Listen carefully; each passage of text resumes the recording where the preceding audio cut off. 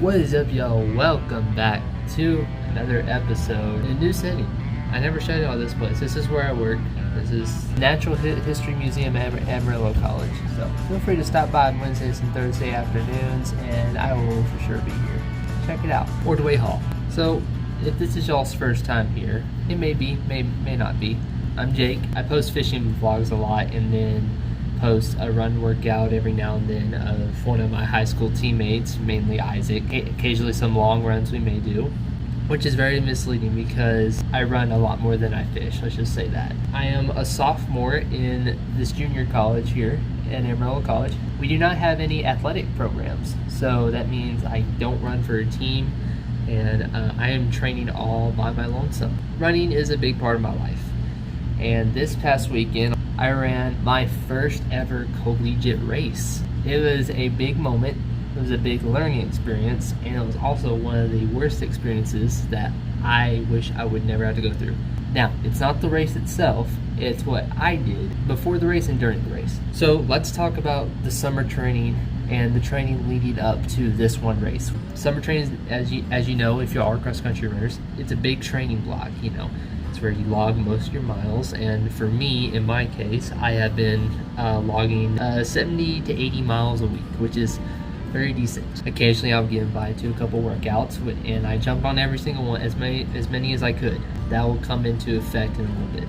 A couple weeks before, I dropped it down from 70 to 80. I've mainly been hitting 75 to 80 most of the summer, so I cut back from 75 to 80 miles a week to 65 to 70 miles a week, because a lot more interval workouts, fartleks, speed workouts, of course. Now we come to the week of the race, the Texas Tech Open on September 4th, this past weekend. So everything's going good. I'm feeling healthy at this point. I had a little struggle. I had to take a couple days off due to hip tightness in the early part of June. And ever since then, I was completely healthy. I had a Theragun that I just pounded the snot out of my legs with the Theragun, and that helped a lot. That helped keep a lot of injuries at bay. That whole summer, I was pretty much healthy and right on track to where I need to be, very, very consistent. Let's start Sunday. Sunday, we did a progressive long run, so that was considered a hard workout. Monday, I did a fartlek, so that's 2 hard workouts in a row. Tuesday, I wasn't expecting, it was supposed to be my easy day, I was supposed to do a hard workout in the afternoon and do something easy in the morning, but Isaac calls and invites me to a speed circuit workout. So I hopped on that opportunity because, misery loves company. I would like to get my speed workout out of the way. I feel fine at the moment, so 3 hard workouts. This third one's going to be real short, so we're gonna go with it. So after that practice, I think I had to cut it short because of plantar fasciitis that developed. Now, this is the injury I'd never had before, and I never want to deal with again. I wouldn't wish it upon anyone. The workout's supposed to be a mile quick. Well, we ran 4:54, I think, for that mile. It's supposed to be 600, 200, then 300, 100, I think. But I only did 400 of the 600 rep. After the 200, I was wearing spikes for this workout, so that's gonna be another key thing. So wearing spikes, and just got this pain just right in front of the heel where the arch meets the heel. I had to cut that workout short, and I couldn't walk that whole day. So it is Tuesday, the week of the race. I'm set on this race. I gotta get back into race shape. I gotta get rid of this injury. Whole week, I've been pounding the snot out of that plantar area, then been doing heat, ice, rolling, lots of rolling, just really trying to massage it out. I haven't ran since then, that Tuesday. Friday, the day before the race, went out and to our little grass course, and I did a 4-mile recovery run. Pain was still there, but I wore the ASICS Nova Blast, and that has a lot of support underneath it. And then I wore a plantar sleeve that has it's just extra support. I did that 4-mile run and felt great. I did some strides afterwards at race pace, just felt amazing.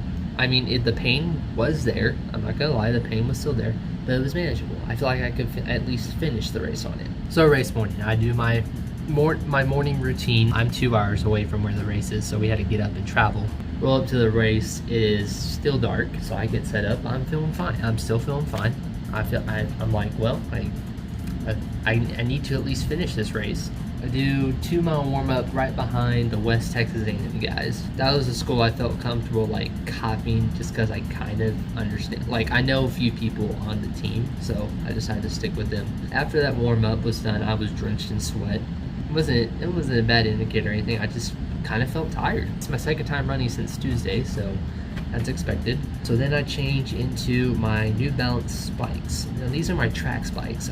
On Tuesday's workout, I wore my cross country spikes I was going to wear to this race, just so I can get a feel for them and break them in. But you know, since I got hurt, I figured, well, let's trash those. Not trash them, but not wear them at least. And we'll go with my track spikes that I wore senior year of high school. Did a few strides in them, felt decent. I wore my plantar sleeve.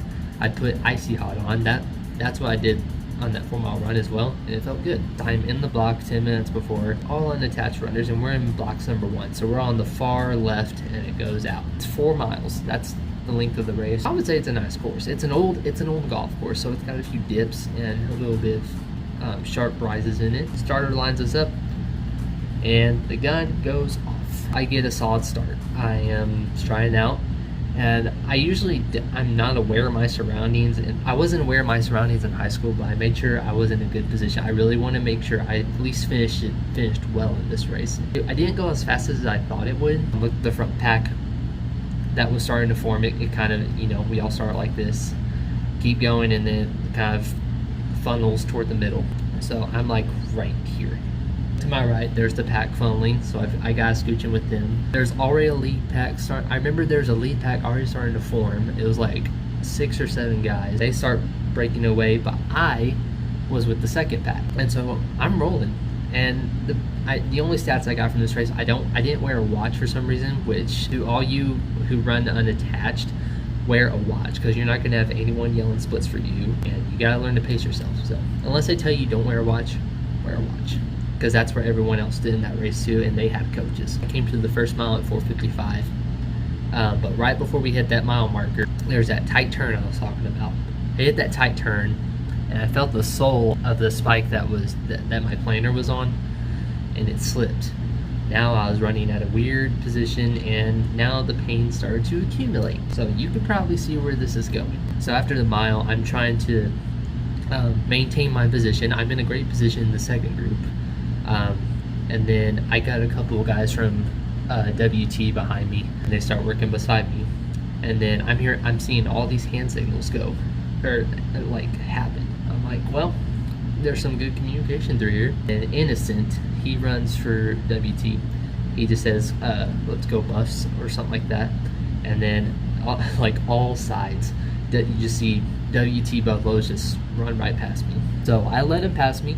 I do. I kind of just maintain my pace, and as soon as they pass me, I glued right to the back of them. So I make that surge. We go through some rolling hills and stuff, and I feel winded, for one. I mean, when you're going at a 4:55 pace for 4 miles, so that was the goal at least. It was just getting harder and harder to press off this foot, and then at mile 0.6 in. We're almost 3/4 into this second mile, where I just see a good opening, and I wouldn't get in the way of any other runners. I couldn't press off the foot. I was falling back, and I was losing position, and I was just in so much pain. And I said, well, this looks like a good position to drop off. And I run off the side of the course and immediately take off my spike and just start rubbing the foot. The foot is killing me. So yeah, so I dropped out of my first ever collegiate race. My family has like a little camp staked out, and I'm limping back. I'm about a 1/4 mile away from the camp, so I start limping my way back. I don't know, when you're a runner, you just live for the race, you know? And to drop out of one is like a big no-no. I just didn't want to look at anyone. I knew I'd done the worst thing possible. You know, you start something, you're supposed to finish it. I didn't finish it, but at the same time, I was just tired and almost relieved that it was over. Almost. Like, that was the only good part about it. I didn't mess up anything. So as soon as I sit down, put the gun on it, beating the crap out of it, and I'm just pissed off. Like, pissed. I don't know. You're supposed to finish a race. That's how I view it. I mean, I was supposed to finish the race. See that line right there? Right there. If that lion was on its last leg, dying of starvation, and this is a young zebra just standing by itself middle of the pasture. So that lion is chasing that zebra, and this is pretty much a do or die meal. The lion gets it, she lives. If she doesn't get it, she dies of starvation. So it's a life or death situation. Do you think it's gonna stop just because the stomach hurts so much that it can't sprint after this zebra? I don't know. I'm mainly just telling this to myself because I wasn't hungry enough. All I could think about at that point in the race was the pain, instead of finishing it and finishing what you started, sticking to the morals and the stuff I learned and stick by as a runner. That's a learning experience. I do not want it. I don't want a repeat of this experience again. It was fun. I'm going to do it again. I have a shot redemption on October 9th. I'm gonna go back to the exact same course for the Lubbock Christian South Central D2 preview. That's the next race where they allow unattached runners at that course. I feel like every running video I make of myself is a redemption video because most of it has been from injuries and stuff. This is part of an injury too, but it needs to be, I don't know, I need to find that hunger and show that I do want to race. I gotta have that fire in me. So the foot and the fact that I didn't finish the race, all the negative stuff surrounded this past weekend. But I don't want that to be the main. I mean, it is the main. I know it's the main portion of this video because I just couldn't stop talking about it. I guess my message to y'all about my first college race is that it was fun. It was fun, not really enjoyable, but it's a good experience. It's one race under the belt, so I have some sort of experience moving forward. I know what not to do, and I think I know what to do next time. So I appreciate you all making it to this far in the video. Whoever is left, I mean, this is just a bunch of talking. I appreciate those who stayed till the end of the video to hear how my first race went. I'm glad I could at least show you what not to do. We might put out a couple fishing videos here and there, so make sure to stay tuned. And once again, I really thank y'all for watching, and we'll see y'all next time. But maybe heartbreak ain't a bad thing, 'cause it got me